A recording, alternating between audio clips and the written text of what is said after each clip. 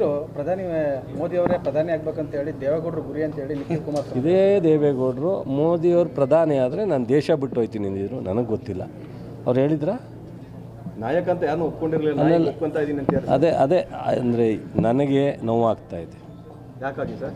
ನನಗೆ ನಮ್ಮ ನಾಯಕರವರು ಈ ರಾಜ್ಯದ ಒಬ್ಬ ಮಣ್ಣಿನ ಮಗ ಪ್ರಧಾನಮಂತ್ರಿ ಆಗಿದ್ದರು. ಅವರು ಬದುಕಿದ್ದಂಗೆ ಸೆಕ್ಯುಲರ್ ಅಂತಲೇ ಬದುಕಿದ್ರು. ಇನ್ನೊಂದು ಪಕ್ಷಕ್ಕೆ ಸೇರ್ಪಡೆ ಆಗಿರಲಿಲ್ಲ ಅಲಯನ್ಸ್ ಅಂತ. ಇವತ್ತು ಮೋದಿಯವರು ಪ್ರಧಾನಮಂತ್ರಿ ಆದರೆ ನಾನು ದೇಶ ಬಿಟ್ಟು ಹೋಗ್ತೀನಿ ಅಂತ ಹೇಳಿದರು. ಅಷ್ಟು ದೃಢವಾದಂಥ ಒಂದು ಸೆಕ್ಯುಲರ್ ಲೀಡರ್ಶಿಪ್ಪನ್ನು ಕರ್ಕೊಂಬಂದಿದ್ದರು. ಅವರನ್ನು ಆ ಪಕ್ಷದ ಮಕ್ಕಳಿರ್ಬೋದು, ನಾಯಕರಿರ್ಬೋದು, ಅನೇಕರು ಸೇರ್ಕೊಂಡು ಅವರನ್ನು ಆ ಪರಿಸ್ಥಿತಿ ತಂದವರಲ್ಲ ಪಾಪ. ಅದು ನನಗೆ ನೋವಾಗಿರೋದು ಅಷ್ಟೇ.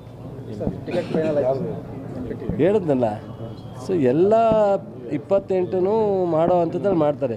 ಈ ಟಿಕೆಟನ್ನು ಘೋಷಣೆ ಮಾಡೋರು, ಕ್ಯಾಂಡಿಡೇಟನ್ನು ಅಂತಿಮವಾಗಿ ಹೆಸರು ಹೇಳ್ತಕ್ಕಂಥದ್ದು ACC KPCC ಅವರು ಜಾಯಿಂಟಾಗಿ ಹೇಳ್ತಾರೆ. ನಾನಲ್ಲ, ನಮ್ಮ ಶಾಸಕರು ನಾವು ಕೂತ್ಕೊಂಡು ಪ್ರಪೋಸ್ ಮಾಡ್ತೀವಿ ಅಷ್ಟೇ. Thank you.